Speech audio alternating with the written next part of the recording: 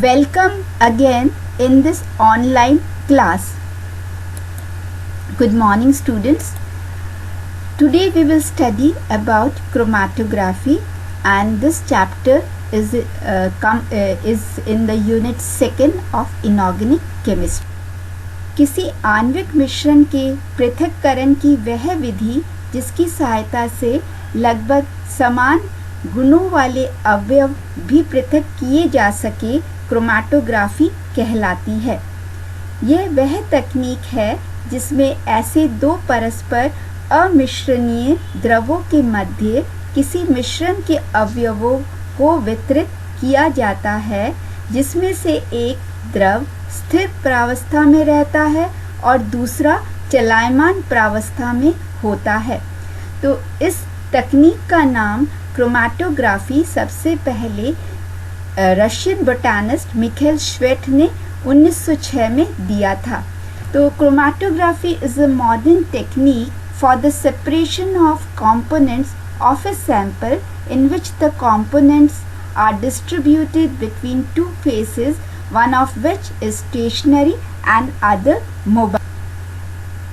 Chromatography में अवयवों का पृथक्करण वितरण नियम, अधिशोषण गुण का उपयोग करके या आयन विनिमय विधि द्वारा या आयनों के आकार के आधार पर वर्गीकृत किया गया है, और इसको 4 में वर्गीकृत किया गया है। पार्टीशन क्रोमैटोग्राफी, वितरण या विभाजन क्रोमैटोग्राफी, एड्सॉर्प्शन अधिशोषण क्रोमैटोग्राफी, आयन एक्सचेंज आयन विनिमय, और एक्सक्लूजन अपवर्जन क्रोमैटोग्राफी।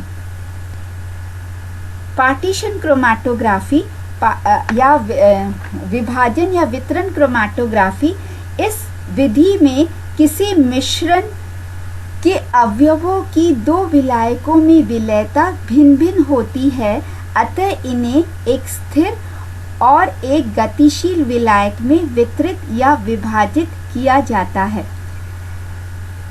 स्थिर विलायक के रूप में सदैव एक द्रव होता है जो कि किसी ठोस आधार पर स्थिर रहता है, जबकि गतिमान विलायक के रूप में द्रव भी हो सकता है और गैस भी।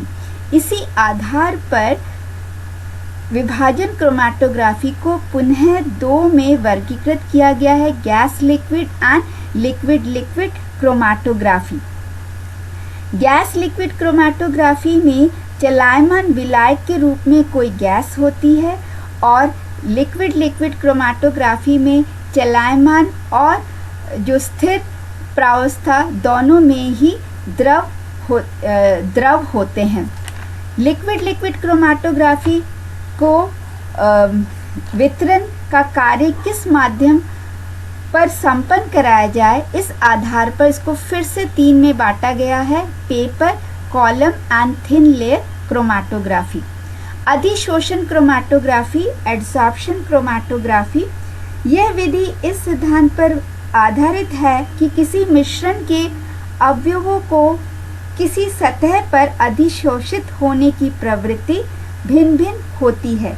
इसमें स्थिर प्रावस्था के रूप में कोई ठोस अधिशोषक होता है, जबकि चलायमान प्रावस्था के रूप में कोई द्रव या गैस हो सकता है, और इस आधार पर अधिशोषण क्रोमैटोग्राफी को फिर से 2 में बांटा गया है, gas solid and liquid solid chromatography. इस विधि में ठोस व स्थिर अधिशोषक के रूप में जो चलायमान विलायक होता है वह द्रव रूप में होता है। गैस सॉलिड और लिक्विड सॉलिड क्रोमैटोग्राफी में लिक्विड सॉलिड क्रोमैटोग्राफी जो है, फिर से अधिशोषक किस रूप में है उसको 3 में बांटा गया है, पेपर क्रोमैटोग्राफी, स्तंभ क्रोमैटोग्राफी और पतली परत क्रोमैटोग्राफी में। तो गैस सॉलिड क्रोमैटोग्राफी में ठोस स्थिर अधिशोषक के ऊपर जो गतिमान विलायक होता है वो गैस अथवा वाष्प होता है, और गैस सॉलिड क्रोमैटोग्राफी में लिक्विड सॉलिड क्रोमैटोग्राफी में लिक्विड होता है।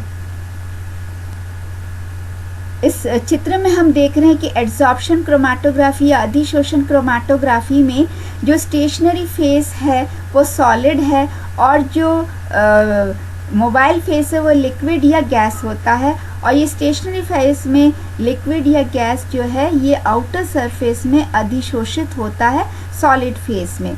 और विभाजन क्रोमेटोग्राफी में हम देख रहे हैं कि जो मोबाइल फेस है और जो स्टेशनरी फेस है, इनके जो मॉलिक्यूल्स है या आयंस है ये एक दूसरे में वितरित होते हैं। अपवर्जन क्रोमेटोग्राफी, इस विधि में मिश्रण के अवयवों का उनके आकार के अनुसार पृथक्करण किया जाता है। ये विधि पुनः दो भागों में बांटी गई है, जल पारगमन और छलनी पृथक्करण। जल पारगमन, इस विधि में एक त्रिविमीय क्रॉसबद्ध बहुलक जिसे जेल कहते हैं का प्रयोग किया जाता है। यह जेल विलायक का अवशोषण करके फूल जाता है, जिसके परिणाम स्वरूप बहुलक श्रृंखला के मध्य पाए जाने वाली रिक्तियों का आकार बढ़ जाता है। यह बढ़ा हुआ आकार किसी विशिष्ट जेल के लिए क्रांतिक आकार या क्रिटिकल साइज कहलाता है, तथा केवल वे अणु ही जिनका आकार क्रांतिक आकार के बराबर हो या उससे छोटा हो, वो जेल से भरे स्तंभ से बिना किसी रुकावट के गुजर जाते हैं। सीविंग सेपरेशन या छलनी पृथक्करण, इस विधि में प्राकृतिक व संश्लेषित जियोलाइटों का प्रयोग किया जाता है, और इसमें जियोलाइट में बड़े आकार की बहुत सी गुहिकाएं तथा नलिकाएं पाई जाती है, अतः ये आणविक छलनी के रूप में काम में आते हैं। आयन एक्सचेंज क्रोमेटोग्राफी, आयन विनिमय क्रोमेटोग्राफी, इस विधि में किसी अधिशोषक अथवा स्थिर प्रावस्था के स्थान पर कोई आयन विनिमय रेजिन भर दिया जाता है। विलयन में विद्यमान पदार्थ तथा ठोस रेजिन के मध्य आयनों का उत्क्रमणीय अंतर परिवर्तन होता है, और इस आयन विनिमय रेजिन प्रमुख दो प्रकार के होते हैं, cation exchanger, anion exchanger. Cation exchanger धनायनी विनिमय, जो पदार्थ के धनायनों का विनिमय करते हैं, ये अम्लीय SO3H, COOH, SH, OH आदि समूह युक्त होते हैं। तो ये एक उदाहरण दिया गया है कैटायन एक्सचेंजर का। एनायन एक्सचेंजर ऋणायनी विनिमयक, जो पदार्थ के ऋण आयनों का विनिमय करते हैं, ये क्षारीय NH2, NHR, NR2 आदि समूह युक्त होते हैं। ये एक एनायन एक्सचेंजर का उदाहरण दिया गया है। So in this technique, the stationary phase is a resin of high molecular weight. The adsorbed ions on stationary phase can be removed with the help of suitable solvent. This process is called eluation. Solvent is called eluent, and ion containing solution is called eluent liquid. Procedure of ion exchange chromatography, ion exchange विनिमय की विधि।